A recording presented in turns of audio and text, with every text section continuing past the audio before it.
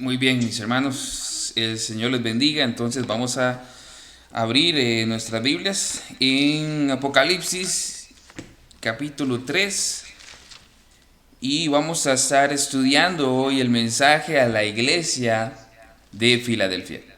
Muy bien, y leo para ustedes los versículos del 7 al 13.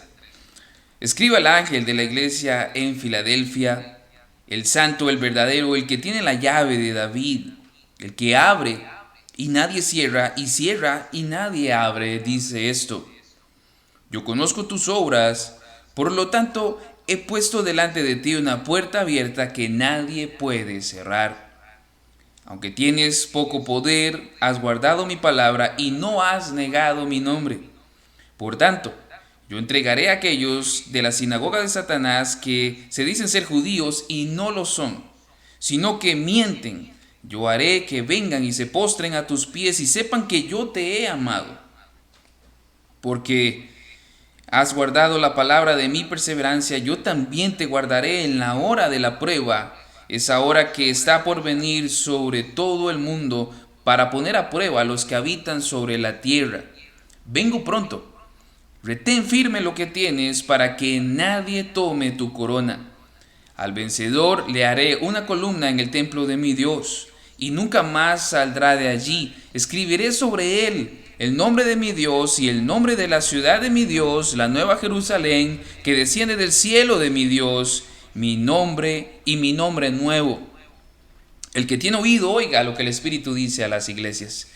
Como es de costumbre, a manera de introducción, vamos a introducirnos en el contexto histórico, geográfico, cultural, religioso, que rodeaba a la iglesia en Filadelfia en tiempos del apóstol Juan, allá en los años 90.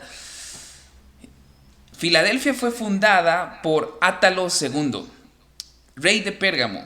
Esto sucedió en el año 159 al año 1038 antes de Cristo. La lealtad a su hermano Eúmenes le ganó el epíteto de Filadelfo, que en griego significa amigo del hermano. En justa correspondencia, Eúmenes dio a la ciudad el nombre de Filadelfia, y Filadelfia quiere decir afecto fraternal. Hermanos, y esto en la vida no hay coincidencias, sino, como alguien dijo, diosidencias. Dios puso a esta iglesia en este lugar llamado Filadelfia, y como acabamos de leer, si usted puso atención a estas líneas santas, no hay ningún reproche. Al contrario, Dios manifiesta que Él la ama. Y Filadelfia significa afecto fraternal. De eso vamos a hablar, de un amor selectivo que Dios tiene a su pueblo. Así se llama la predicación de hoy, de hecho, amor selectivo. Un amor que Dios le tenía especial a su pueblo, a esta iglesia, y tiene al pueblo suyo, a la iglesia de Cristo.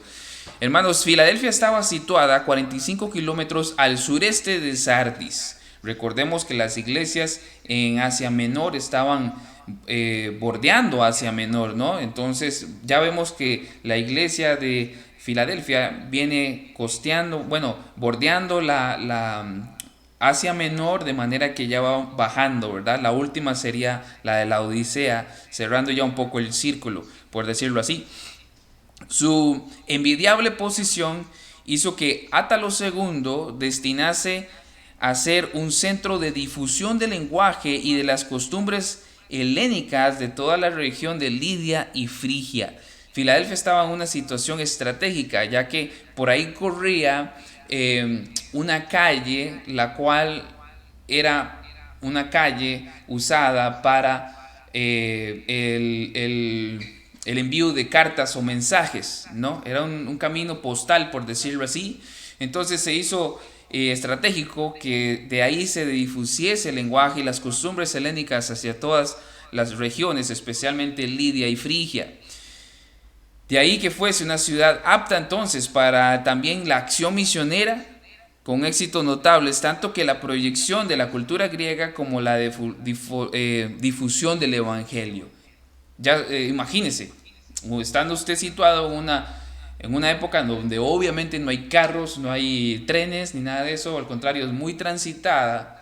Yo creo que la iglesia en Filadelfia estaba aprovechando eso para compartir el evangelio con aquellos forasteros que caminaban por ahí o aquellos que hacían el trabajo de llevar documentación, cartas, libros, etcétera, a otros lugares. Entonces aprovechaban para compartir el evangelio con ellos, con la esperanza de que ellos se convirtieran y llevaran el evangelio también a otros lugares.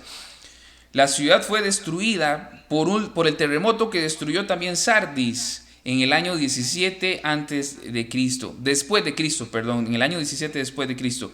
Tiberio mandó a reconstruirla y le prestó su ayuda generosa como a Sardis, por lo cual levantaron un templo a Germánico, hijo adoptivo del emperador. Tenían ya erigido un templo al dios Dioniso ahí. ¿Recuerdan? El dios Dioniso era un dios al cual de hecho se le daban o se le adoraba en medio de muchas borracheras y orgías, etc. A consecuencia de la protección del emperador, recibió el nombre luego de Neo Cesarea o Neo Cesarea. Medio siglo más tarde cambió el nombre por el de Flavia, en honor a Vespasiano. A este cambio de nombres tomados de los divinos emperadores también alude el verso 12, ¿verdad? Como lo leímos y lo vamos a ver más adelante, Dios le promete a la iglesia que le dará un nombre, el cual no va a cambiar como había cambiado en esas ciudades. Con la mención de otros 3 nombres inamovibles y el Dios verdadero, así como de columna también firme, alude la inestabilidad de la ciudad frente a los terremotos. Todo esto que estoy mencionando va a ser útil para ahora que vayamos a ver los últimos versículos. Había también allí un poderoso grupo de judíos. En Filadelfia se había llenado eso de personas judías, a la cual vamos a describir un poquito en el mensaje más adelante. Ignacio de Antioquía, martirizado a mediados del siglo, en su epístola a los cristianos de Filadelfia, alude a la excelente reputación de que gozaba esta pequeña comunidad cristiana, a la cual visitó en su viaje de Antioquía a Roma, donde sufrió el martirio, para variar, un mártir más. En la persecución general de Trajano, unos 15 años después de que se escribió el Apocalipsis, todas las iglesias sufrieron mucho, excepto la iglesia de Filadelfia. Igualmente permaneció intacta casi milagrosamente cuando el naciente maometismo exterminó prácticamente todas las iglesias de Asia Menor durante las invasiones de Tamerlán en el siglo IV. Nuevamente fue protegida milagrosamente mientras todas las demás iglesias del Asia Menor eran borradas de la faz de la tierra. Como dice Iván Barchok, aún los mismos maometanos no podían comprender esto porque nadie molestó a la iglesia de Filadelfia y la llamaron Al-Ashir, que quiere decir ciudad de Dios. Añadamos para terminar esta introducción que actualmente es una ciudad grande con pocas iglesias. De hecho, lamentablemente se cree que ninguna de ellas por ahora evangélicas allá en Filadelfia. Ahora, mis hermanos, la iglesia de Filadelfia es una iglesia a la cual no se le reprocha nada. Por ende, para destacar sus cualidades piadosas, Cristo se les presenta como aquel a quien ellos admiraban en sus perfecciones y también en lo que soberanamente Cristo era capaz de hacer a favor de su pueblo. Ahora, ¿cómo se presenta Cristo? Vamos al primer encabezado, la identificación de Cristo, y leemos en el verso 7. Escribe: el ángel de la iglesia de Filadelfia, el santo, el verdadero, el que tiene la llave de David, el que abre y nadie cierra, y cierra y nadie abre, dice esto. La primera perfección de Cristo es su santidad. Él se describe como el santo. Este es un atributo, una perfección de Dios. Dios es 3 veces santo. Jesús entonces está diciendo que Él es Dios. Él es el santo de Israel, el soberano Dios, quien está totalmente apartado de toda maldad y pecado. Creo sin dudar, hermanos, que la iglesia de Filadelfia era una iglesia apasionada por la santidad de Dios. Y esta perfección es tan importante que nuestro Padre, como lo vemos, lo resalta una y otra vez en el Antiguo Testamento.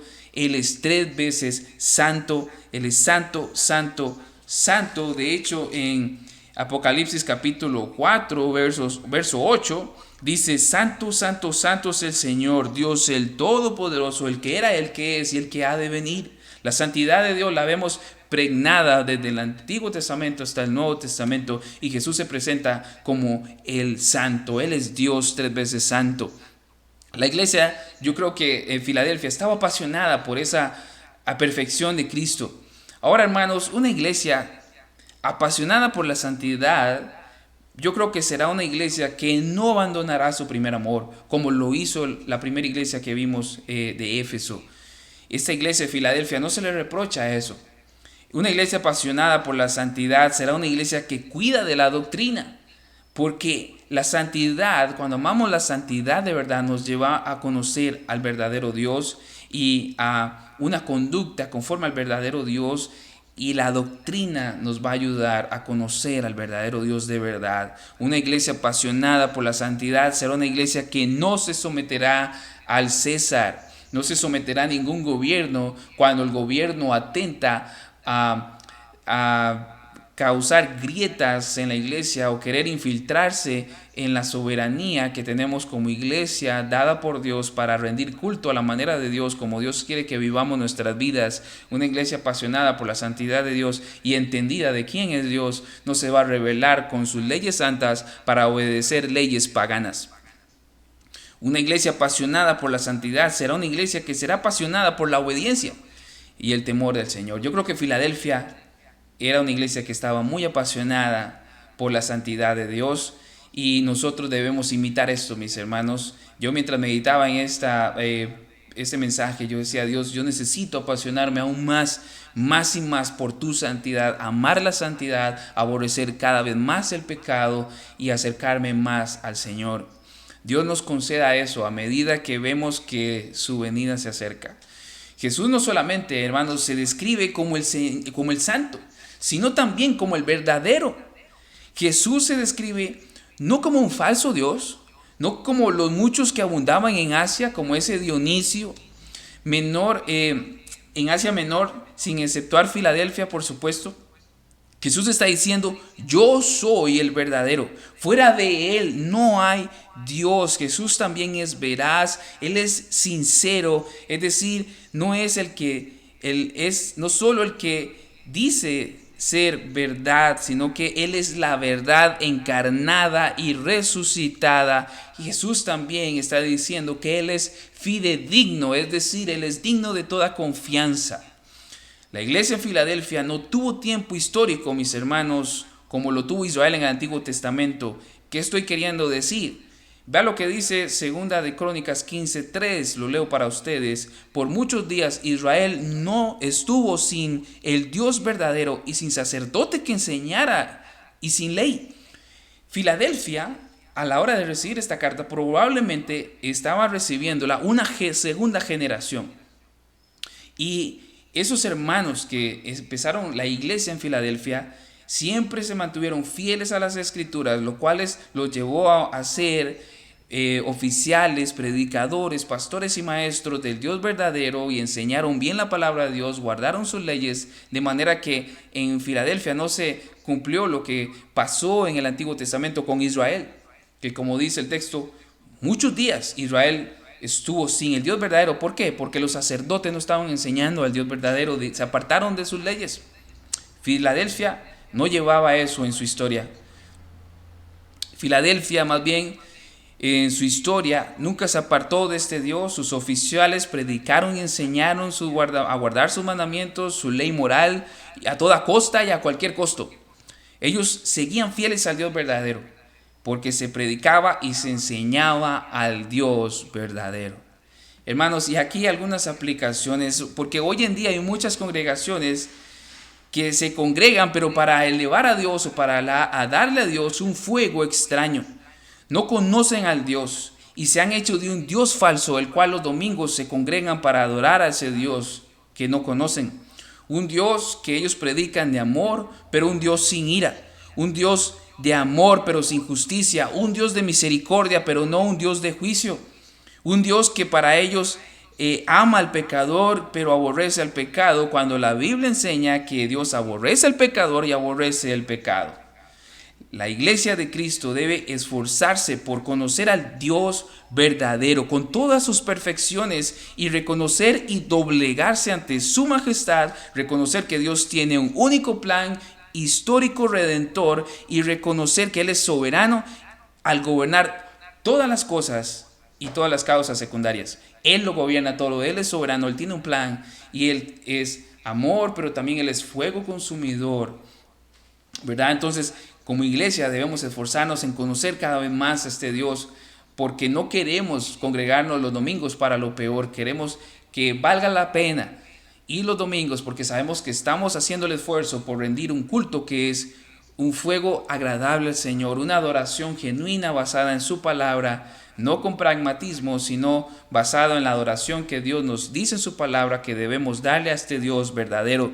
Ahora, Jesús no solo se presenta como el santo y el verdadero, sino que el que tiene las llaves de David. Pero, ¿qué quiere decir eso?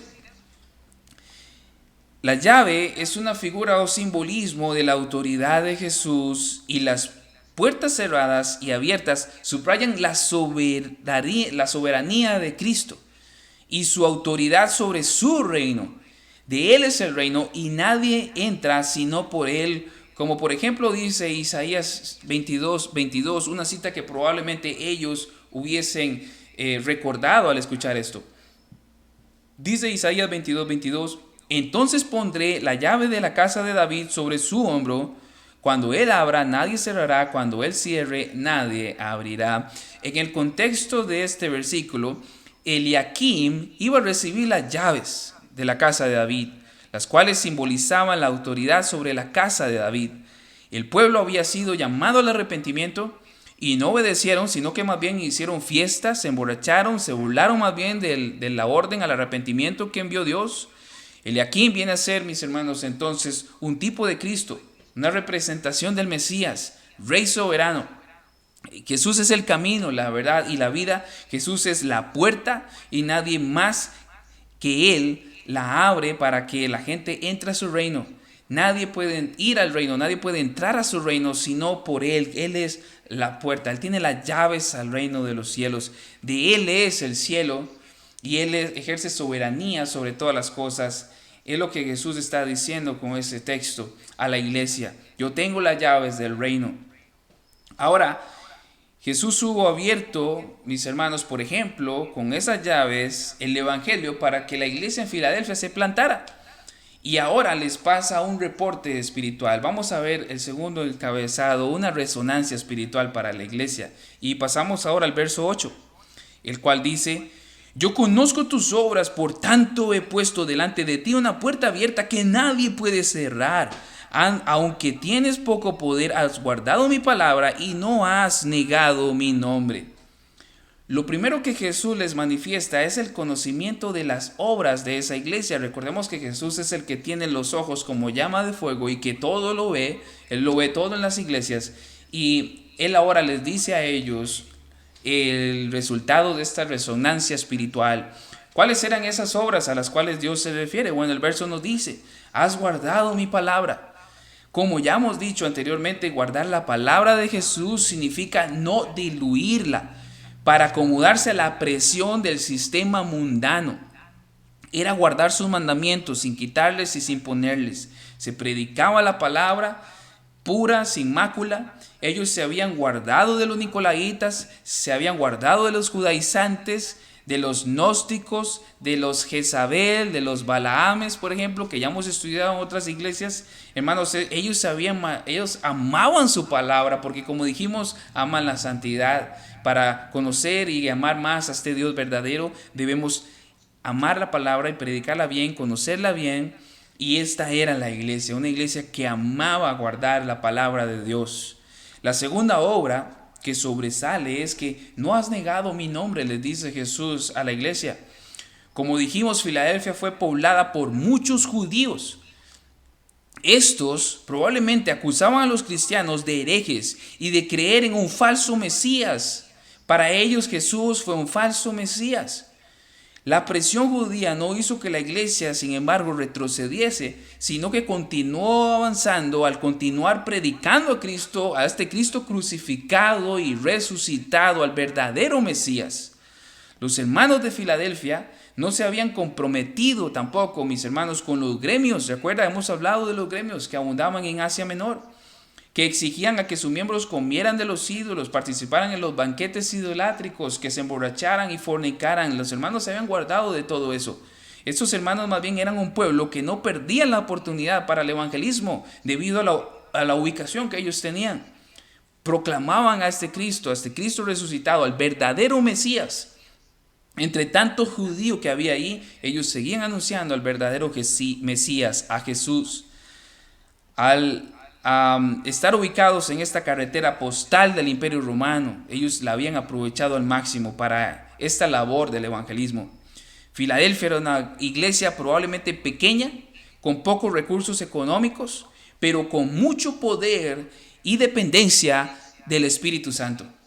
Filadelfia era una iglesia que velaba, era una iglesia despierta, estaba firme, afianzada y aferrada al verdadero evangelio. Filadelfia era una iglesia viva, mis hermanos, sufrida, pero perseverante y fiel a Cristo, a pesar de todas las acusaciones que hacían estos falsos judíos, que se creían judíos o pueblo de Dios, pero como vamos a ver ahorita, no eran sino sinagoga de Satanás.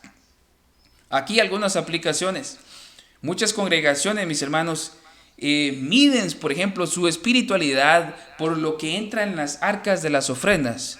Estas congregaciones piensan que una iglesia espiritual es una iglesia próspera, con capacidad de albergar tal vez a muchos miembros, con capacidad de parqueos, capacidad de hasta plantar muchos edificios donde ellos quieran, o lugares de culto en donde ellos quieran, pero están equivocados, porque una iglesia espiritual es una iglesia que, aunque sea de poco poder económico o de pocos miembros, una iglesia espiritual es una iglesia que está en dependencia del Espíritu Santo.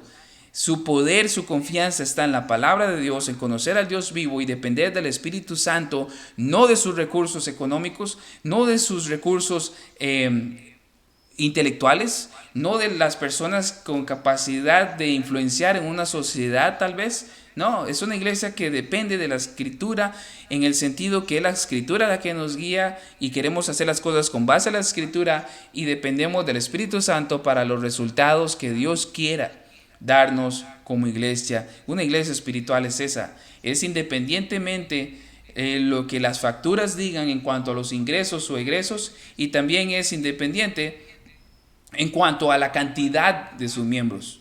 Eso no determina lo que es una iglesia, sino esta fidelidad al Dios santo y verdadero, mantener puro el nombre de Cristo, la doctrina pura del Evangelio y exaltar al Cristo vivo con el poder del Espíritu Santo.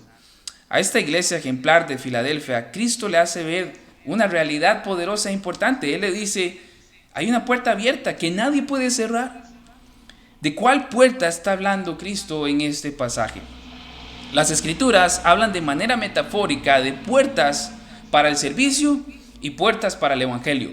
Por ejemplo, Hechos 14:27 dice, cuando llegaron y reunieron a la iglesia, informaron de todas las cosas que Dios había hecho con ellos y cómo había abierto a los gentiles la puerta de la fe. 1 Corintios 16:9 dice, porque se me ha abierto una puerta grande para el servicio eficaz. Dice también 2 Corintios 2:12, cuando llegué a Troas para predicar el evangelio de Cristo y se me abrió una puerta en el Señor.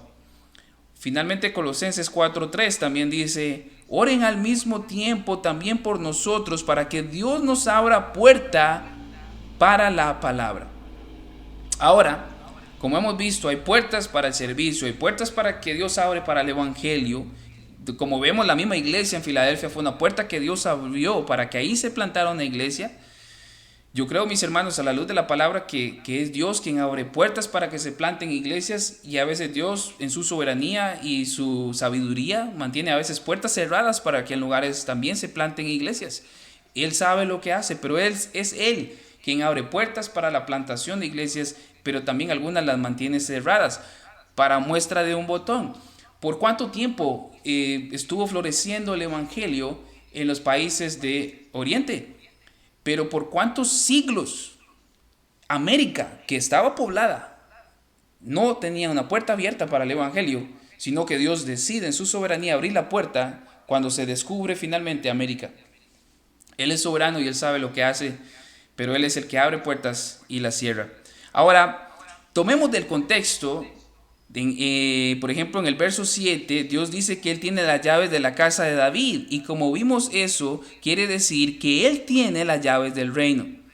En otras palabras, yo creo que Jesús les está diciendo que no teman entre estos judíos que les atemorizan y les acusan de herejes, de ser un fraude espiritual y que no son hijos de Dios, sino que no eran salvos, sino que más bien malditos de Dios. Todas esas eran las cosas que ellos escuchaban de los judíos. Además de que ellos se aliaban con los paganos para acusar a los judíos y tal vez entregarlos al César, para que ellos fuesen martirizados. Bueno, Jesús les está diciendo que nadie los iba a arrebatar de sus manos, porque la puerta del reino se les había abierto a ellos. Es decir, ellos eran salvos, ellos tenían la seguridad de salvación. Era una puerta que nadie les iba a cerrar nunca, por más acusaciones falsas que les hicieran. En otras palabras, Jesús les está recordando eso, su seguridad de salvación. Esa es la puerta, y no la religión judía, que los judíos pensaban que era por medio de su religión judía que las personas tenían acceso a Dios. Pero era lo contrario, como dice Hechos 14:27. Cuando llegaron y reunieron a la iglesia, informaron de todas las cosas que Dios había hecho con ellos, y como había abierto la puerta a los gentiles, la puerta de la fe. Es el mismo sentido. Jesús les está diciendo, a ustedes les es dado el reino y nadie se los puede quitar. Esa es la puerta abierta que nadie se las puede quitar, nadie la puede cerrar. Era la iglesia de Filadelfia la que tenía la puerta de la salvación abierta, y la sinagoga de los judíos la puerta cerrada. Estos judíos más bien eran paganos espirituales que se aliaron con los romanos paganos para ejecutar verdaderos israelitas de Dios, a la iglesia de Cristo, es decir, a los cristianos regenerados por la gracia de Dios. Ahora, ¿y qué significa el detalle de la iglesia a que se refiere Jesús? Es decir, que ellos tenían poco poder. Como ya lo hemos dicho, probablemente era una iglesia de pocos miembros, era una iglesia con poca fuerza económica, con una poca influencia secular en su comunidad. Es decir, tal vez no eran muchos los doctos e instruidos secularmente, muchos de sus miembros, como lo eran tal vez muchos de los judíos que los atacaban a ellos. Por eso, mis hermanos, ninguna religión salva, solo Cristo salva, solo por fe, solo por gracia. Por eso la pregunta, ¿ya te has entregado a Cristo de verdad? Porque Él es la puerta, solo Él puede dejarte entrar en su cielo, y es por medio de Él. Él es el camino, la verdad y la vida. Nadie va al Padre sino por Él, y a Él debes pedirle perdón, a Él debes pedirle que te conceda la fe, que te conceda el arrepentimiento genuino para la salvación de tu alma. Reiterando nuevamente, los judíos probablemente acusaban a la iglesia de paganismo por adorar a un falso Mesías, y ellos se creían ser el pueblo de Dios, el verdadero Israel de Dios. Le decían a los cristianos, ustedes no son pueblo de Dios, ustedes no son hijos de Dios, ustedes son falsos profetas, falsos hijos de Dios, son ustedes un fraude espiritual. El siguiente verso nos da fuertes pistas de que esos eran los argumentos de esos judíos en contra de la iglesia, lo cual me lleva al siguiente encabezado: el amor selectivo de Cristo. Y ese es como el clímax, ¿verdad?, del mensaje, porque así he titulado el mensaje, el amor selectivo de Dios. Y dice el verso 9: por tanto, yo entregaré a aquellos de la sinagoga de Satanás que se dicen ser judíos y no lo son, sino que mienten. Yo haré que vengan y se postren a tus pies y sepan que yo te he amado.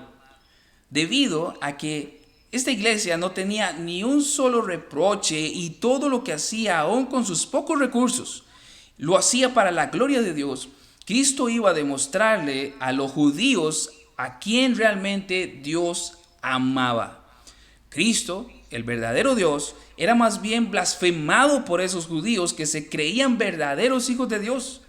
Recordemos que Judá significa alabanza a Dios, mas esos judíos por nacimiento étnico estaban muy lejos de realmente dar alabanza a Dios.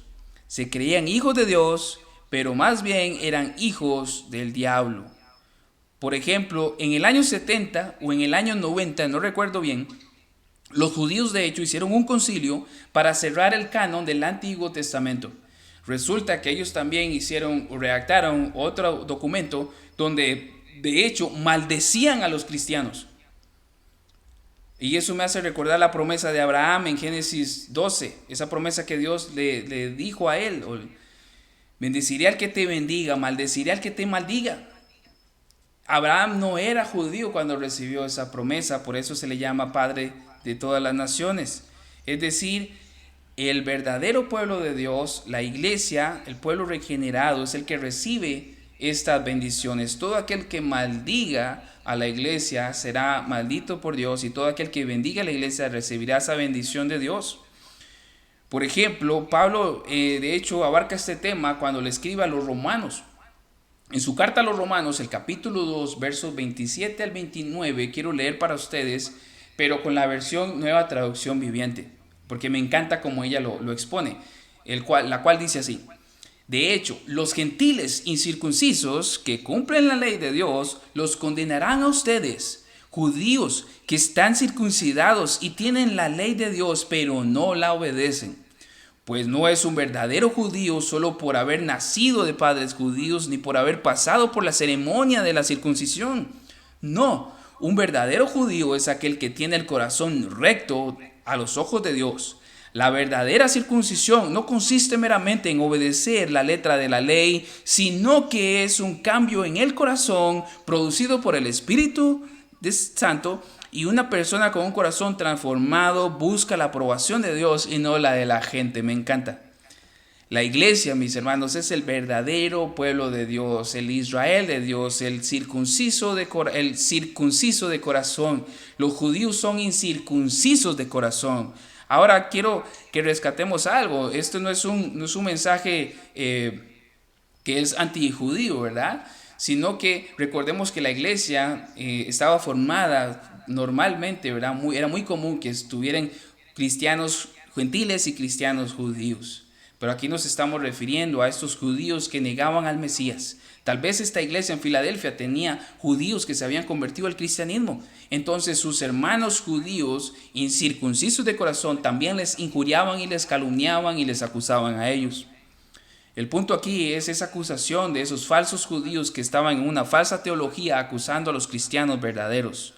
Dios había en su plan determinado que tanto judíos como no judíos, regenerados por el Espíritu Santo, iban a ser ese verdadero pueblo de Dios, el verdadero Israel de Dios. Y esos judíos engañados, Cristo les haría dos cosas. Dice el versículo que se postrarán a los pies de los cristianos en Filadelfia. Y segundo, se enterarían de que Cristo los amaba. A esos eran los que los amaba y no a ellos. Por ejemplo, mis hermanos, muchas personas les cuesta de hecho reconocer que Dios tiene un amor selectivo. Tienen un conocimiento de un Dios romántico, pero les cuesta ver y aceptar que Dios tiene un amor selectivo. Ellos piensan, Dios ama a todo el mundo incondicionalmente. Pero veamos qué dice la Biblia. Dios eligió a Abraham. ¿Y por qué no eligió a los otros que estaban en Ur de los Caldeos? Dios eligió soberanamente a Isaac y no escogió a Ismael. Dios eligió a Jacob y no a Esaú. Dios eligió a Israel y no al resto de las naciones. Dios intercedió por Pedro y ¿por qué no por Judas? Jesús intercedió por la iglesia y no por todo el mundo. San Juan 17:9 en esa oración sumo sacerdotal. Jesús resucitó a Lázaro. ¿Por qué no resucitó a los otros muertos contemporáneos de Lázaro? Solo a Lázaro resucitó. Y la Biblia dice que amaba a Lázaro. Cristo llamó a Pablo. ¿Y por qué no llamó a Gamaliel? Cristo le concedió la fe y el arrepentimiento a Lidia, la vendedora de púrpura. Y la Biblia no nos dice que le concedió eso a los otros que estaban realmente escuchando el mensaje por Pablo directamente. Y aquí encontramos en este pasaje un ejemplo más. Cristo amó a la iglesia de Filadelfia y no a sus judíos falsantes. Cristo tiene un amor redentor por su iglesia. Ese amor redentor es solo por ella. Los judíos iban a reconocer que Cristo realmente les amaba. Cristo les iba a demostrar que su teología estaba mal y la de los de Filadelfia estaba muy bien. Alguien podría disputar este punto diciendo, ¿acaso San Juan 3:16 no dice que Dios amó a todos? Ese verso, mis hermanos, dice que Dios amó a todos a tal punto que se hizo hombre. ¿Y para qué se hizo hombre? Para salvar no a todos, sino a los que creen en Él. Y sabemos que no todos creen en Él. ¿Qué hicieron los hombres cuando el amor se encarnó? Bueno, dice San Juan 3:19, y esta es la condenación, porque la luz vino al mundo y los hombres amaron más las tinieblas que la luz, porque todas sus obras eran malas. Y a mí siempre que leo este versículo me acuerdo de San Juan 1:14 que dice, a los suyos vino y los suyos no le recibieron. Es decir, Jesús vino principalmente por su pueblo, los judíos, y los judíos no le recibieron. Y la gente gentil a veces dice, pero los judíos no lo recibieron, qué bárbaros los judíos. Sí, pero cuando nos topamos en el verso 19, ahora aquí entran todos, tanto judíos como gentiles. Ningún ser humano recibió realmente a Jesús. Lo menospreciaron, no había ni nacido y ya lo querían matar. No había ni nacido y nació en el peor de los lugares. Menospreciado por la humanidad, ¿verdad? ¿Por qué? Porque sus obras son malas. Ahora, en teología, mis hermanos, hay 3 tipos de amor de Dios. El amor benevolente. ¿Cuál es ese amor benevolente? Bueno, se refiere a la buena voluntad de Dios para con los hombres. O como algunos llaman, la gracia común para con los hombres. Esto es en el sentido de que Dios es bueno en algún grado para con todos los hombres. Está también, en segundo lugar, el amor benigno. ¿Qué es ese amor? ¿Qué es ese amor benigno? Bueno, son las buenas acciones o bondades de Dios para con los hombres. Por ejemplo, Dios hace llover sobre justos e injustos. Dios provee sol sobre justos e injustos. Dios hace milagros de sanidades, por ejemplo, en justos e injustos. Dios provee trabajo a justos e injustos. Ese es un amor benigno de Dios. Pero está el amor complaciente. ¿Qué es ese amor complaciente? Este amor es un amor especial por Dios hacia su Hijo, por ejemplo, Jesucristo. ¿Recuerdan cuando Jesús, por ejemplo, se estaba bautizando por Juan el Bautista y viene una voz del cielo que dice, este es mi Hijo amado en el cual tengo complacencia? Bueno, ese es un amor especial de Dios para su Hijo Jesucristo, y como la justicia de Cristo se es imputada al cristiano, al creyente, el Señor también se complace en la iglesia que ha sido redimida por el Cordero. La iglesia es el recipiente de ese amor complaciente de Dios, quien nos adoptó como sus hijos.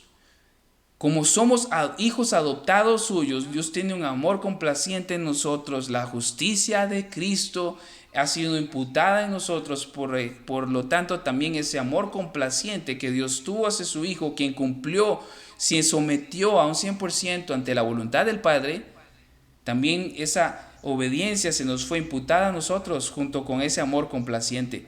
Dios tiene un amor redentor, un amor especial por los suyos, y es lo que está diciendo el texto. Ellos verán que son a ustedes a quien amo. Jesús está diciendo ahí, yo tengo un amor selectivo por ustedes. No es de la misma manera que los amo a ustedes, no los amo a ellos.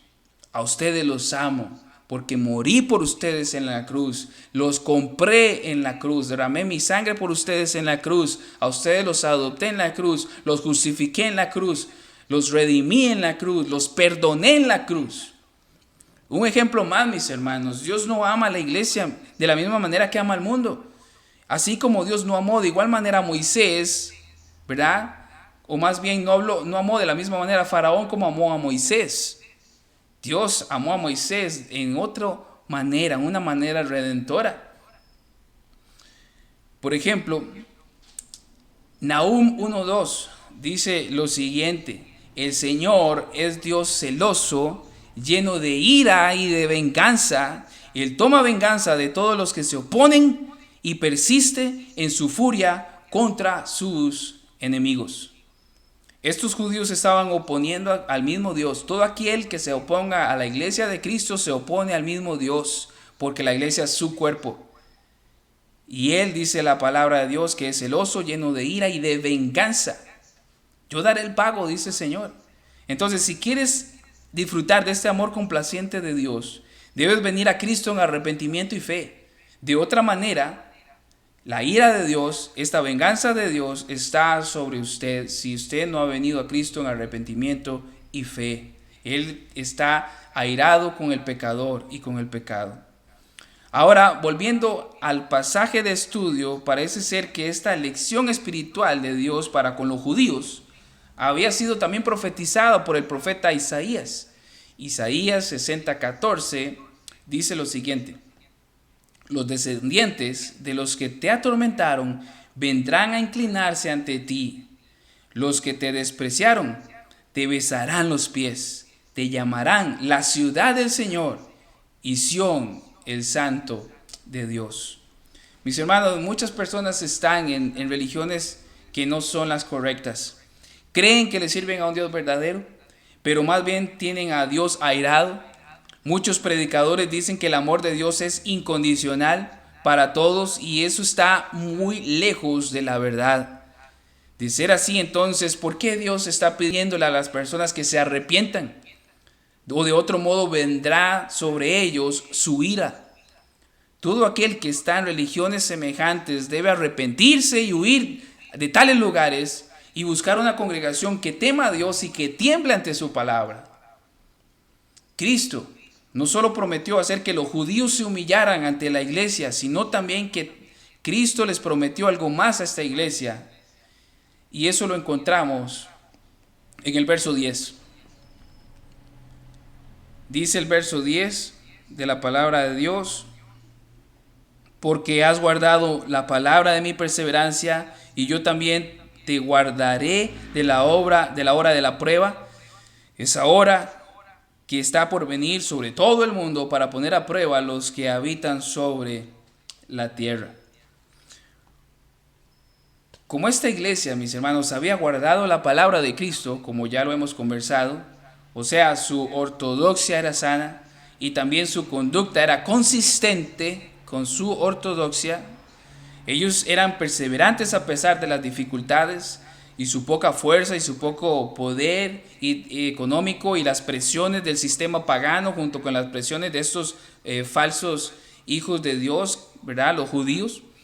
En otras palabras, ellos estaban, hermanos, imitando a Cristo.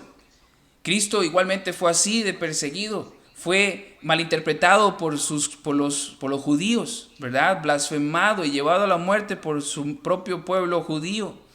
Cristo entonces les promete guardarlos a ellos de la hora de la prueba. O sea, Cristo está diciendo: ustedes han guardado mi palabra, han guardado mi nombre, se mantienen fieles a mí. Entonces, así como han guardado mi palabra, ¿saben qué? Yo también los voy a guardar, porque se viene una prueba hacia el mundo. Pero no se preocupen, a ustedes yo los guardo. Como dijimos en la introducción, en la persecución general de Trajano, de unos 15 años después que se escribió el Apocalipsis, todas las iglesias sufrieron mucho, excepto la de Filadelfia. Igualmente permaneció intacta casi milagrosamente cuando el naciente maometismo exterminó prácticamente todas las iglesias de Asia Menor. De hecho, durante las invasiones de Tamerlán, nuevamente fue protegida milagrosamente, mientras todas las demás iglesias de Asia Menor eran borradas de la faz de la tierra. Como dice Iván Barchok, ¿verdad? Y lo leímos, aún los mismos maometanos no podían comprender esto porque nadie molestó a la iglesia de Filadelfia y la llamaron Al-Ashir, es decir, ciudad de Dios.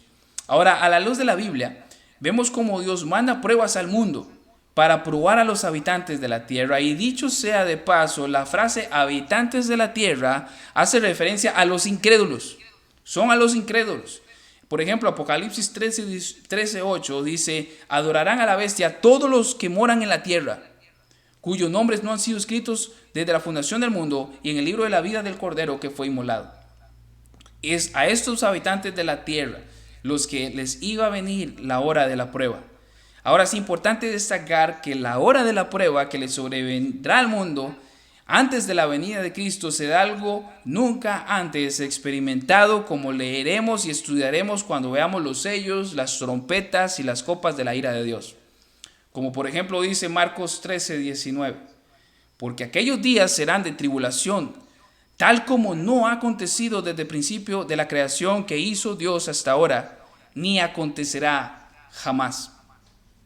Los dispensacionalistas, mis hermanos, argumentan en este verso, que este verso expresa que la iglesia no estará presente en ese periodo de gran tribulación. Mas el verso no dice eso. Lo que dice el verso es que la iglesia será guardada. Un pasaje paralelo es de hecho la oración sacerdotal que encontramos en Juan 17 y el verso 15 dice: no te ruego que los saques del mundo, sino que los guardes del maligno. Es la misma idea. Dios va a guardar a su iglesia en la hora de la prueba. Es el mismo sentido. La iglesia estará guardada de Satanás durante la hora de la prueba universal que vendrá sobre los incrédulos. Esta iglesia fiel fue guardada en su momento histórico. De hecho, fue una iglesia que permaneció viva por 1300 años. 1300 años cuenta la historia que esta iglesia se mantuvo haciendo discípulos, levantando predicadores, maestros fieles a la palabra de Dios. Fue una iglesia viva que veló por 1300 años. Mis hermanos, yo no sé cuándo va a venir Cristo, pero nosotros deberíamos ponernos por meta ser como la iglesia de Filadelfia y vivir por unos 1300 años. ¿Cómo lo haremos? Imitando a esta iglesia, siendo fieles a Cristo, fieles a su palabra, amando su santidad, conociendo a este Dios verdadero, quien sabemos que tiene las llaves del Hades, tiene las llaves del reino de Dios, de la casa de David, sabiendo que Él abre puertas que nadie puede cerrar, Él cierra puertas que nadie puede abrir. Es decir, confiamos en su soberanía, en la forma y en la manera que Él actúa siempre y a la luz de las Escrituras y a la luz de la historia, siempre va a ser a favor de su pueblo y de su iglesia, de aquellos que aman su venida, de aquellos que aman a Cristo realmente y su palabra y tiemblan ante su palabra. ¿Qué debía hacer, de hecho, la iglesia en la hora de la prueba? Cristo les da un recordatorio, mis hermanos, y un imperativo. Les dice: vengo pronto, retén firme lo que tienes para que nadie tome tu corona. Estamos ya en el verso 11. La iglesia siempre ha estado a la expectativa, de hecho, de la promesa del regreso de Cristo. Cristo les recuerda esa promesa, la cual es el motor de la fidelidad a Cristo. Como alguien dijo, debemos vivir como si Cristo viniese hoy. Ahora planifiquemos como si Cristo hubiese venir en 20 o 50 años. Pero vivamos como si Cristo viniese hoy. Ellos debían aferrarse firmes a lo que ya tenían. No descuidarse ni dormirse en los laureles, como decimos los ticos, como lo hicieron los de Sardis. Ellos debían seguir en vela, perseverando, siendo fieles a Cristo, viniese lo que viniese, y ya que les esperaba una corona, como vimos en la introducción de Filadelfia, se hacían en Filadelfia en ese tiempo se hacían festivales paganos, en los que los asistentes solían llevar coronas de laureles en honor a los dioses.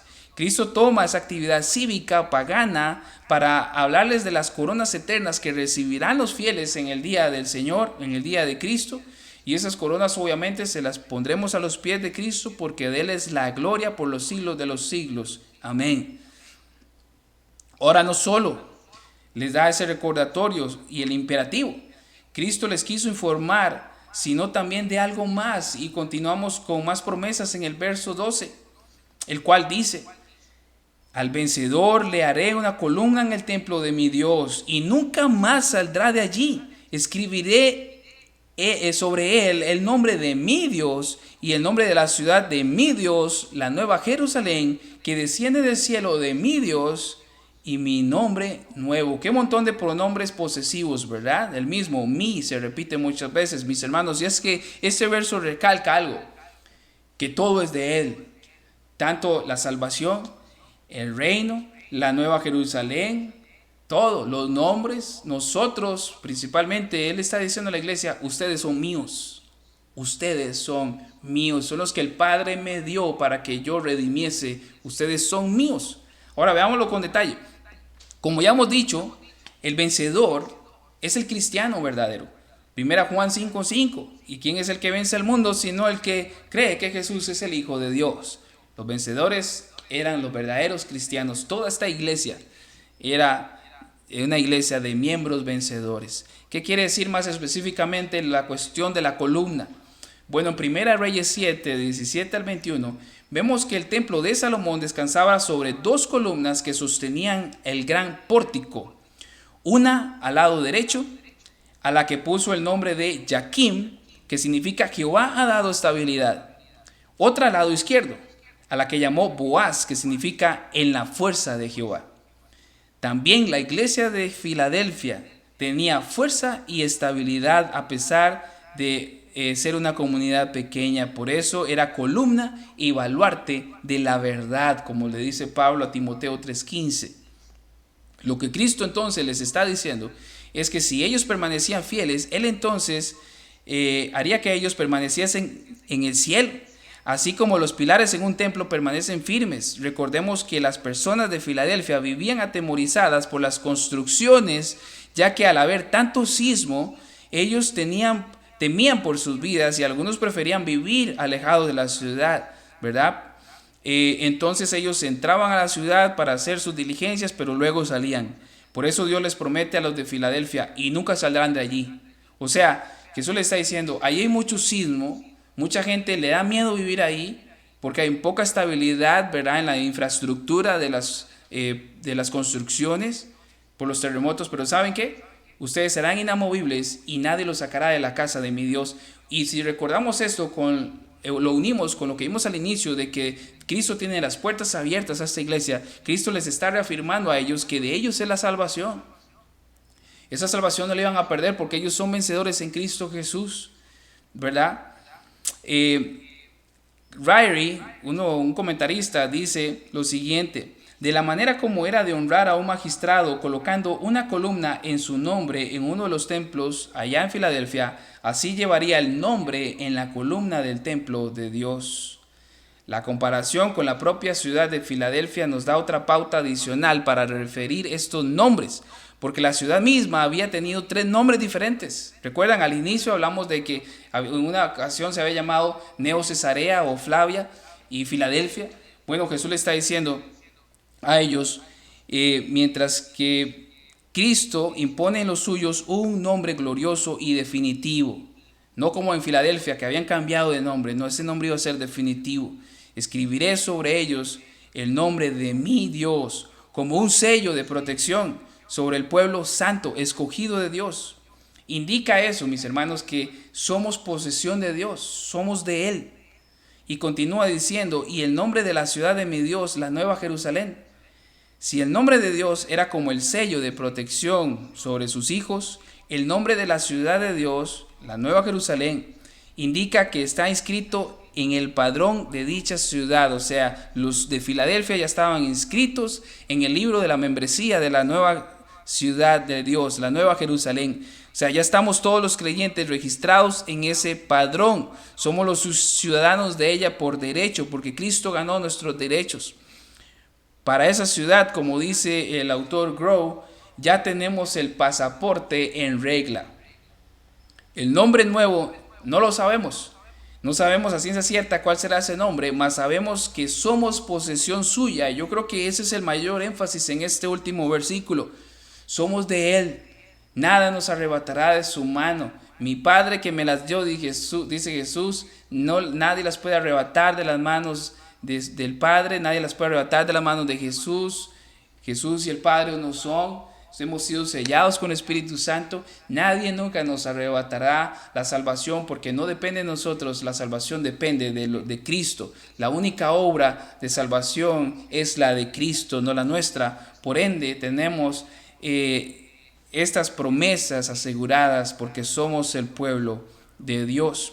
Y ya para concluir, dice el verso 13, El que tiene oído, oiga lo que el Espíritu dice a las iglesias. Como siempre, vamos a terminar con aplicaciones, las cuales leo, por ejemplo, en Lucas 12, 32 al 34, dice Jesús: no temáis, manada pequeña, porque al Padre ha placido daros el reino. Vended lo que poseéis y da limosna, haced bolsas que no se envejecen, tesoro en los cielos que nunca falta, donde el ladrón no llega ni polilla corrompe, porque donde esté vuestro corazón o vuestro tesoro, allí también estará vuestro corazón. El corazón de los hermanos de Filadelfia estaba puesto en el cielo, le pertenecía a Cristo, 100%. Mis hermanos, entonces, venga lo que venga, no debemos tener temor. Somos una manada, un rebaño pequeño, pero no tengamos temor. Y la razón más poderosa es que nuestro Padre nos ha dado el reino. Las puertas del reino se nos han abierto a nosotros de par en par y nadie puede cerrar esa puerta. A Él le ha dado placer hacer eso. Hemos sido coherederos con Cristo, el Rey, de manera que reinaremos con Él. Aunque seamos una manada pequeña y nos identifiquemos con la iglesia de Filadelfia, en que también tenemos poca fuerza, debemos ser fieles a Cristo, perseverantes aunque nos toque vivir tiempos turbulentos y de persecución.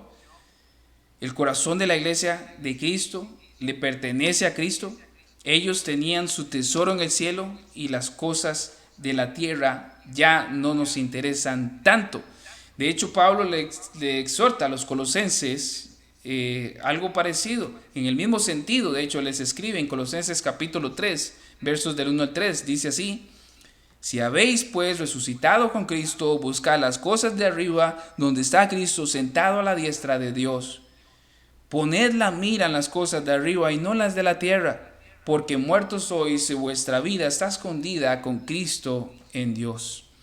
La única forma de permanecer enfocados en el reino es conociendo cada vez más al Rey del reino, el Santo, el verdadero, al verdadero Dios, sometiéndonos y temiendo y temblando ante su palabra, amando y anhelando cada vez más su santidad.